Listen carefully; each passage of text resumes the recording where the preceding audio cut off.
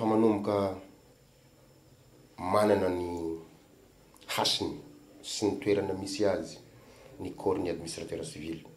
Na teo aloha zany indrindra fa amizao fotoana zao satria no tendreny filohan'ny republika ho prime ministre lehibe ny gouvernemanta lehibe ny administration eto Madagasikara ny namanay ao amin'ny corps ny administrateur civil. Ka izany no mahatonga anay miteny eto satria misy fandehan-javatra hafa hita eny amin'ny hainao manjery eny amin'ny gazety rehetra eny sy ny feo mandeha fa anisany manohitra fanjakana na te hanonga-panjakana ny corps ny administrateur civil. Zay no mahatonga anay miteny eto, tsy hoe mianakendry,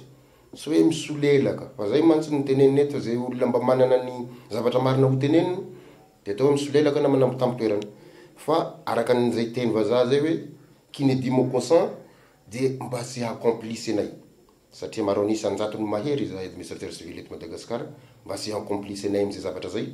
de adidinay sy andraikitranay ny manazava mivoaka malagasy ny zava-misy. Ny zava-misy de tsotra, misy ny liberté syndicale araka an'izay tenenina zay, liberté d'association syndicale zay amin'ny corps rehetra no mampisy azy. De ao amin'ny article 31 ny constitution tsika izy io, de ao koa ny article 126 sy ny article 152 ny code de travail, de ao ny article 23 alinéa 4 ny déclaration universelle des droits de l'homme zay mametraka ny liberté syndicale io. Ao koa ny droit de grève, article 33 ny constitution, article 228 hatramin'ny 231 ny code de travail, ary article 20 ny déclaration universelle des droits de l'homme zay miteny mazava tsara hoe afaka atao ny manao réunion pacifique. Fa ny zava-misy de mahasadakitranay anatin'ny corps sady membre ny syndicat ny administrateur civil fa misy namana miteny amin'ny fiteny tsy fantatra satria zahay io na manao manangana ny syndicat zay de misy ny antsoina hoe déontologie, misy zavatra fepetra rahina zay vao miteny. Ka misy namana mampiasa ny corps ny administrateur civil hanimbazimbana olona, hanalana baraka olona,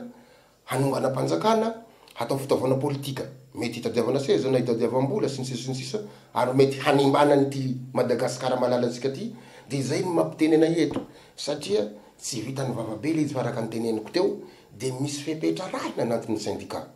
Ka eto zahay de miteny mazava tsara fa ny président syndicat-nay Andriamato Thierry Rakotonarivo de lasa vice-président senida ary tsy afaka mitanila am'zany asany zany ary tsy afaka handray tsony ny maha-président syndicat satria rafitra mahaleo tena ny senida zay hikarakara ny fifidianana zay fandimby eo. Ka gaga izahay fa misy olona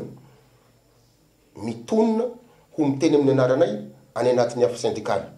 eto de tsorona fa sy représenté tsy manana solotena any amin'ny hafa syndicale ny